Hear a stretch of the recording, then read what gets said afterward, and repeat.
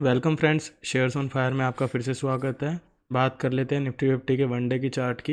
Video को and तक देखना। आज मैं आपको एक साइकोलॉजी पॉइंट भी समझाने वाला हूं।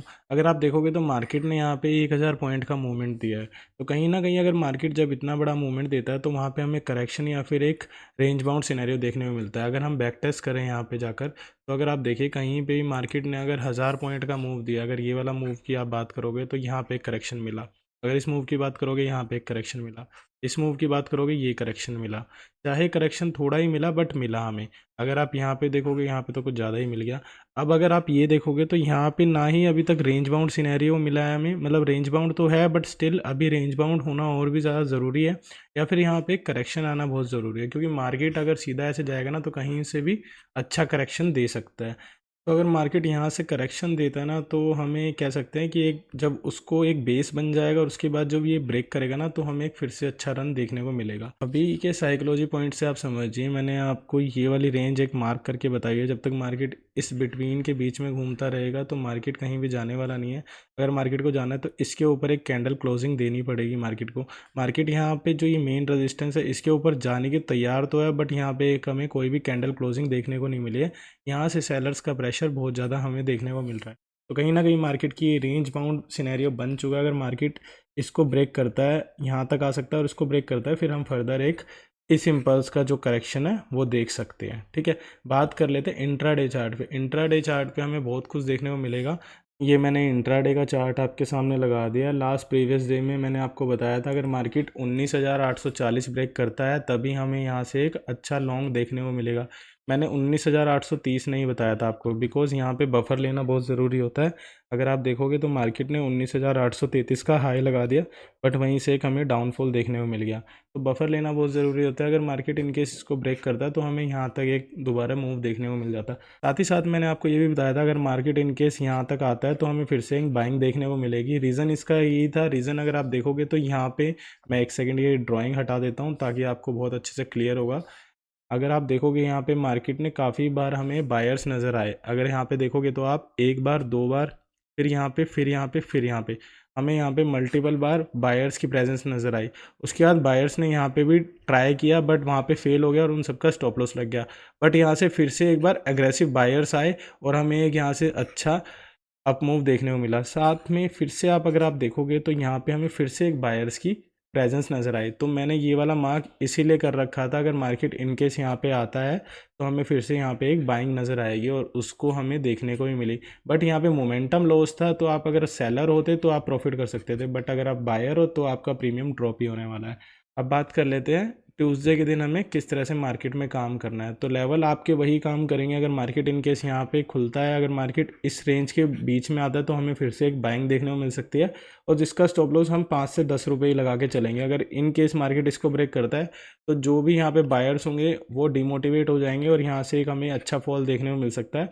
यहाँ तक और यहाँ तक तो हमें देखने को मिल ही जाएगा फॉल। ये एक बाइंग अपॉर्चुनिटी तो हमारी ये होगी। सेकंड बाइंग अपॉर्चुनिटी हमारी कहाँ मिल रही है? सेकंड बाइंग अपॉर्चुनिटी हमारी 19,840 पे ही मिल रही है, उससे पहले नहीं मिल रही, क्योंकि मार्केट जो है अभी रेंज बाउंड सिनेरियो में अगर मार्केट इसके बीच में रहता है तो अप एंड डाउन के मूवमेंट हमें देखने को मिलेंगे। तो यहाँ पे आप स्ट्रेंगल ही बना सकते हो। अदरवाइज अगर आप बायर हो तो आपको या तो रेजिस्टेंस पे काम करना पड़ेगा या फिर सपोर्ट पे काम करना पड़ेगा, क्योंकि रेजिस्टेंस पे अगर आप काम करोगे तो वहाँ पे हमें ब्रेकआउट प्लान नहीं करना पड़ेगा बल्कि sell on the resistance plan करना पड़ेगा, क्योंकि वहाँ पे आपका स्टॉप लॉस बहुत छोटा होगा, टारगेट आपको अच्छा देखने को मिल सकता है, क्योंकि यहाँ पे फेक ब्रेकआउट आपको बहुत देखने को मिलेंगे। और सपोर्ट की बात करें तो सपोर्ट में हमें बाय ऑन द डिप का प्लान अपनाना पड़ेगा, बिकॉज वहाँ पे आपका एसएल बहुत छोटा होगा। जैसे कि मैंने आपको बताया अगर आप यहाँ से भी प्लान करते हो तो ये आपका एसएल बनता है। आप कहीं से भी अगर प्लान करते हो, अगर आप ये वाला सपोर्ट देखते हो तो मार्केट में यही सपोर्ट से फिर से बाइंग नज़र आई, फिर से बाइंग नज़र आई। सपोर्ट देखो, अगर आप सपोर्ट से बाय करते हो तो आपको 2 या 3 बार भी ट्राई करते हो तो आपको प्रॉफिट कहीं ना कहीं हो जाएगा। अगर यहाँ पे आपका एसएल भी लग जाता है तो उसकी कोई बिग डील नहीं है, बिकॉज हम 5 से 10 पॉइंट का एसएल लेकर चल रहे हैं, बट वहाँ से मूवमेंट हमें अच्छा देखने को मिलता है। अगर आप रेजिस्टेंस पे देखोगे तो यहाँ पे रेजिस्टेंस पे भी आपको फॉल नज़र आएगा, यहाँ पे आया, यहाँ पे आया, हर जगह आपको फॉल नज़र आएगा। तो अभी जब रेंज बाउंड सिनेरियो होता है उसमें हम ब्रेकआउट प्लान नहीं करेंगे, उसमें हम रेजिस्टेंस और सपोर्ट पे ही प्लान करेंगे। अब बात कर लेते हैं बैंक निफ्टी इंडेक्स की। बैंक निफ्टी में हमें किस तरह प्लान करना है, और इनकेस अगर कोई न्यू चीज़ आती है तो मैं आपको अपने टेलीग्राम चैनल पे अपडेट दे दूंगा। ये मैंने बैंक निफ्टी का चार्ट आपके सामने लगाया है वीकली का। अगर आप देखोगे तो मार्केट यहाँ पे एक रेंज बाउंड सिनेरियो में फंसा हुआ है। अगर आप देखोगे तो यहाँ पे हमें बायर्स की बहुत अच्छी प्रेजेंस नज़र आई। उसके बाद इस कैंडल का हमें फॉलो अप नज़र नहीं आया। यहाँ से हमें एक फिर से प्रेशर देखने को मिला सेलर्स का और मार्केट पूरी तरह से नीचे आ गया। जहाँ से बायर्स ने होल्ड किया था उससे भी नीचे मार्केट ने क्लोजिंग दे दी। अब जो इस वीक हुआ है, इस वीक क्या हुआ है कि मार्केट ने यहाँ से जो बायर्स थे हमें फिर से देखने को मिले और उन्होंने एक अच्छा हमें पॉजिटिव सेंटीमेंट दिया। बट अगर आप देखोगे तो इस कैंडल का ये 50% ही है, तो कहीं ना कहीं यहाँ पे बायर्स भी हैं और सेलर्स भी है। जब तक मार्केट इसको ब्रेक नहीं करता तब तक हम कह सकते हैं कि अभी मार्केट में सेलर्स भी हैं और बायर्स भी। अगर मार्केट इसको ब्रेक कर देगा तो हम कह सकते हैं कि बायर्स का यहाँ पे पूरा कंट्रोल है और मार्केट फर्दर ऊपर जा रहा है। कहीं ना कहीं निफ्टी इसको सपोर्ट नहीं कर रहा। अगर निफ्टी सपोर्ट करता तो शायद ये ऊपर भी चला जाता, क्योंकि जो बैंकिंग सेक्टर है वो अभी एक अच्छे लेवल पे काम कर रहा है। अब बात कर लेते हैं इंट्राडे के चार्ट की। इंट्राडे के लिए पहले हमें डेली पे जाना पड़ेगा। डेली में देखते हैं कि मार्केट में किस तरह से काम हो रहा है। मैंने आपको ये पहले भी शेयर किया था। अगर आप देखोगे तो जो ये इम्पल्स था उसका ये करेक्शन हमें यहाँ से बॉटम से बिल्कुल देखने को मिला। मार्केट ने एक डिप लगाया और फिर से यहाँ पे बायर्स के कंट्रोल में आ गया। तो कहीं ना कहीं मार्केट इसी रेंज बाउंड सिनेरियो में, अगर मार्केट इसको ब्रेक करता है फिर से हम एक नीचे मूवमेंट देख सकते हैं। और अगर मार्केट इसको ब्रेक करेगा तो हम फिर से एक न्यू टारगेट के लिए जा रहे हैं। अब बात कर लेते हैं इंट्राडे पे, क्योंकि हमें प्लान तो इंट्राडे करना है। तो इंट्राडे में हमें किस तरह प्लान करना पड़ेगा उसके लिए मैं एक बार 5 मिनट का चार्ट आपके सामने लगा देता हूँ। अगर आप देखोगे तो मैंने आपको फ्राइडे को ही बताया था, अगर मार्केट 43,500 के ऊपर रहता है कहीं ना कहीं तो मार्केट ये वाला टारगेट हमें देखने को मिल सकता है। हालांकि मैंने आपको ये बताया था अगर मार्केट यहाँ पे ओपन होता है, अगर मार्केट इस तरफ आता है तो हम यहाँ से एक buy on the dip plan कर सकते हैं। बट मार्केट ने यहाँ से ब्रेकआउट दे दिया, उसके बाद ये वाला टारगेट हिट कर दिया। उसके बाद मार्केट ने रेजिस्टेंस लिया और फिर से यहाँ पे ट्रैप किया बायर्स को और फिर से यहाँ पे एक वी शेप रिकवरी देखने को मिली। अब मैंने आपको ये भी बताया था अगर मार्केट इस लेवल को ब्रेक करता है जो कि लेवल है 43,724 का, अगर मार्केट इसको ब्रेक करता है तो हमें ये फर्दर ऊपर वाला टारगेट भी देखने को मिलेगा।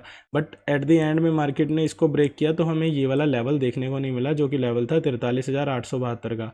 अब हमें ये कब देखने को मिलेगा, अगर मार्केट इनकेस यहाँ पे खुलता है तो हमें कहीं ना कहीं ये वाला लेवल फिर से देखने को मिल सकता है, क्योंकि यहाँ से फिर से एक बायर्स की प्रेजेंस देखने को मिल सकती है। इनकेस अगर मार्केट इसको ब्रेक करता है तो हमें यहाँ से और यहाँ से बायर्स की प्रेजेंस देखने को मिलेगी। शॉर्ट के लिए मैं अभी इंटरेस्टेड नहीं हूँ बैंक निफ्टी में, क्योंकि मेरे को कहीं ना कहीं मार्केट में यहाँ पे बैंक निफ्टी थोड़ा पॉजिटिव सेंटीमेंट लग रहा है। और अगर मार्केट गैप अप ओपन हो जाता है तो हमें यहाँ पे वेट एंड वॉच की बोर्ड में रहना पड़ेगा। अगर मार्केट यहाँ तक आता है फिर से हम बाइंग के लिए इंटरेस्टेड है। अगर आप देखोगे तो बैंक निफ्टी में एक ट्रेंड लाइन भी हमें देखने को मिल रही है जो कि ये वाली ट्रेंड लाइन है। अगर आप यहाँ पे लगाओगे तो आपको एक चीज़ नज़र आ जाएगी जिसकी वजह से आप एक अच्छा ट्रेड प्लान कर सकते हैं। ये वाली एक ट्रेंड लाइन हमें देखने को मिल रही है। अगर मार्केट इसको ब्रेक करता है समवेयर, मैं आपको बता देता हूँ, अगर मार्केट इसको ब्रेक करता है, जैसे अगर मार्केट यहाँ पे आता है और इसको ब्रेक करता है तो हमें यहाँ पे एक स्कैल्प मोड देखने को मिल सकता है। बिकॉज मार्केट का ये जो ट्रेंड है वो थोड़ा सा वीक हो जाएगा और फिर से यहाँ पे जो बायर्स होंगे जिन्होंने यहाँ पे अभी कॉल लेकर गए हुए हैं या फिर पुट सेल करके गए हुए हैं वो थोड़ा प्रॉफिट बुकिंग कर सकते हैं और हमें यहाँ से एक थोड़ा सा नेगेटिव देख सकते हैं। बट हम यहाँ से फिर से एक बाइंग प्लान कर सकते हैं। मेरा फेवरेट यही रहता है कि मैं बॉटम से बाइंग करूँ, क्योंकि वहाँ पे स्टॉप लॉस बहुत कम होता है, रिवॉर्ड बहुत अच्छा होता है। अगर आपके 2-3 भी स्टॉप लॉस लग जाते हैं ना तो आपको 20-30 पॉइंट या 40 पॉइंट का रिस्क मिलता है। बट अगर आपका एक भी ट्रेड अच्छा जाता है ना तो उसमें आपको प्रॉफिट बहुत अच्छा मिलता है। बात ये नहीं कि हम ट्रेड कितने सही करें या क्या करें, बात ये है कि आपका रिस्क मैनेजमेंट कितना है, आप कितना रिस्क लेते हो और कितना रिवॉर्ड लेते हो। अगर आपका स्टॉप लॉस बहुत बड़ा होता है और आपका टारगेट उतना ही होता है, जितना आपका स्टॉप लॉस होता है उतना ही टारगेट होता है, अगर आपका फिर भी 5 में से 5 भी अगर आप ट्रेड करते हो तो भी आप कहीं ना कहीं माइनस में रहोगे। बट अगर आपका रिस्क रिवॉर्ड मेंटेन है ना तो आप प्रॉफिट कर सकते हो। अगर आपका रिस्क ऐसा है कि भाई आपको 10 पॉइंट या 15 पॉइंट का रिस्क लेना है और रिवॉर्ड आपका 40 पॉइंट है, 50 पॉइंट है, तो अगर आप 2-3 ट्रेड भी एसएल ले लोगे ना उसमें भी आप कहीं ना कहीं प्रॉफिट में रहोगे। चाहे आप 10 में से 3 ट्रेड बेस्ट करो बट वो बेस्ट होने चाहिए। 7 ट्रेड जो भी होंगे ना वो एसएल भी लग जाएगा, कोई दिक्कत नहीं है। बट अगर आपने 3 ट्रेड भी अच्छे लिए ना तो वो कहीं ना कहीं आपको प्रॉफिटेबल ही रहने देगा। इसलिए मैं कहता हूँ रिस्क रिवॉर्ड पे बहुत अच्छा काम करना चाहिए। आज की वीडियो में इतना ही, मिलते हैं आपको नेक्स्ट वीडियो में। Thanks for watching this, bye.